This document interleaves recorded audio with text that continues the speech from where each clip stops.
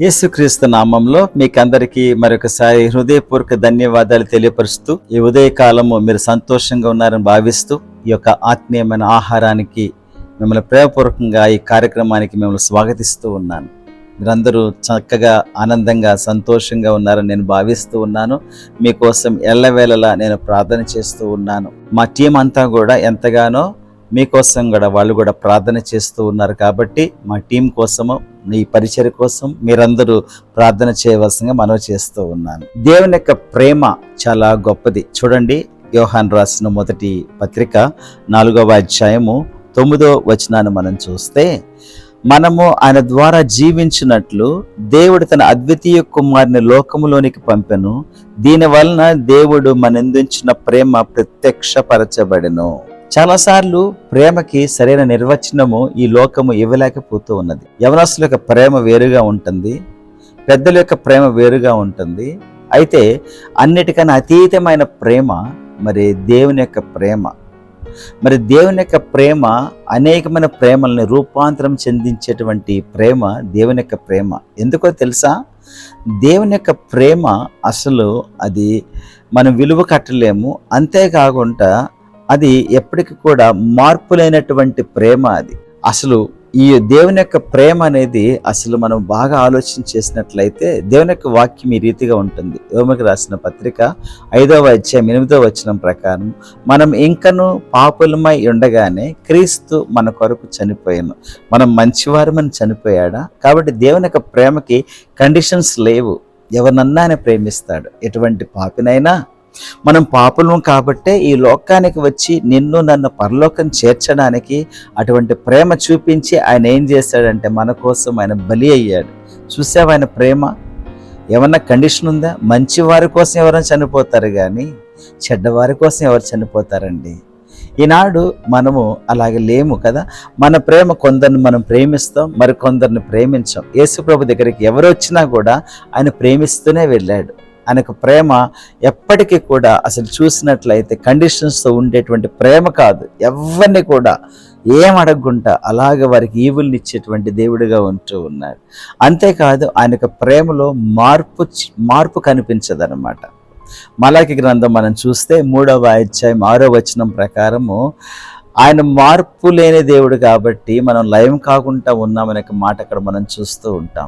ఆయన ప్రేమలో మార్పు అనేది ఉండదు అసలు. మనమన్నా ఎవరన్నా మనల్ని ప్రేమిస్తే మనం ప్రేమిస్తాం.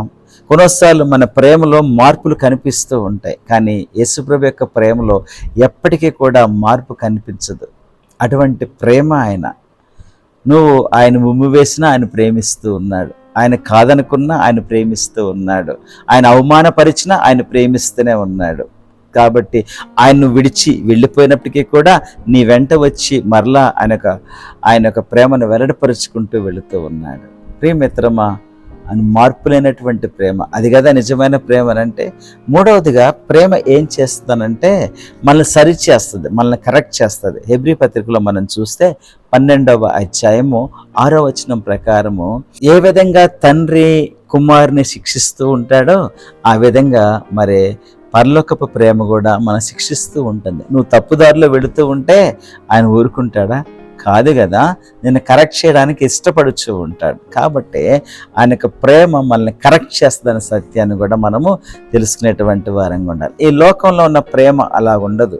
నువ్వు చెడు చేసినా కూడా నేను శభాష్ అని చెబుతూనే ఉంటుంది, కానీ ఈ లోకము అది నిజమైన ప్రేమ కాదు. నిన్ను కరెక్ట్ చేసేది నిజమైన ప్రేమ. కాబట్టి స్నేహితుడనంట మరి మనల్ని గాయపరుస్తాడంట. అయితే మరి శత్రువు లెక్కలేని ముద్దులు పెడతాడంట. మీరు ఆలోచన చేశారా? యూద ఇస్కరియోతు గాడు ముద్దు పెట్టి అప్పగించాడు యేసుప్రభుల వారిని కదా. మరి అది నిజమైన ప్రేమ. కానీ యేసుప్రభుల వారు ఎంతగా ప్రేమించాడు యూద ఇస్కరియోతుని. కాబట్టి దేవుని యొక్క ప్రేమలో కండిషన్స్ ఉండవు. దేవుని యొక్క ప్రేమ మార్పు చెందినది. అంతేకాదు దేవుని యొక్క ప్రేమ మనల్ని నిజముగా కరెక్ట్ చేసేటువంటి ప్రేమ. కాబట్టి ప్రియ సోదరి సోదరుడా, ఈ యొక్క విషయాన్ని నువ్వు ఆలోచన చేసుకొని ప్రభు యొక్క ప్రేమలో ఇంకా ఎదగాలని నేను కోరుకుంటూ ఉన్నాను. ఆయన ప్రేమని నువ్వు ఇంకా కనుగొనకపోతే ఒక్కసారి ఆలోచన చేసుకో. ఆయన యొక్క ప్రేమ అలాగా మనం కూడా ప్రేమించాలని ప్రభు కోరుకుంటూ ఉన్నాడు. అటువంటి ప్రేమతో మనం అందరం నింపబడి అటువంటి ప్రేమని ఈ లోకానికి మనం ఇచ్చినట్లయితే లోకం ఎంత బాగుంటుందో ఆలోచన చేయండి. ఒకసారి ప్రార్థన చేసుకుందామా. ప్రేమగల మా దేవ, కృపగల మా రక్షక, మీకు వందనాలు స్తోత్ర చెల్లించుకుంటూ ఉన్నాము తండ్రి. నాయనా ప్రభువా, ఈ ఉదయ కాలంలో ఈ రీతిగా ప్రేమ గురించి మాతో ప్రస్తావించినందుకు మీకు వందనాలు స్తోత్రాలు. మేము కూడా మన కండిషన్స్ లేకుండా ప్రేమించేటువంటి అనుభవంలోకి మమ్మల్ని తీసుకొని వెళ్ళండి. మార్పు లేనటువంటి ప్రేమలో మేము ఉండేటువంటి కృపను దయచేయండి నాయన. మేము ఎవరైనా ప్రేమించినప్పుడు వాళ్ళని సరిచేయడానికి కూడా అటువంటి మనసును మాకు దయచేయవలసిందిగా వేడుకుంటున్నాం. మా పట్ల ఈ మూడింటిని మీరు చేస్తూ మీ ప్రేమను వెల్లడిపరుస్తున్నందుకు మీకు వందనాలు. మరొకసారి మా శ్రోతలందరినీ మీరు దీవించండి, మీ ప్రేమలో ఎదిగింప చేయండి, వారి అవసరాన్ని తీర్చవలసిందిగా వేడుకుంటూ ప్రభువా యేసయ్యా, ఈ యొక్క సమయంలో వారు ఏమైతే ప్రార్థన చేస్తున్నారో వారి మనసులో అవన్నీ కూడా వారికి ఇచ్చి మీరు మహిమ పొందవలసిందిగా వేడుకుంటూ యేసుక్రీస్తు దివ్యమైన నామంలో అడిగి వేడుచు ఉన్నాము తండ్రి.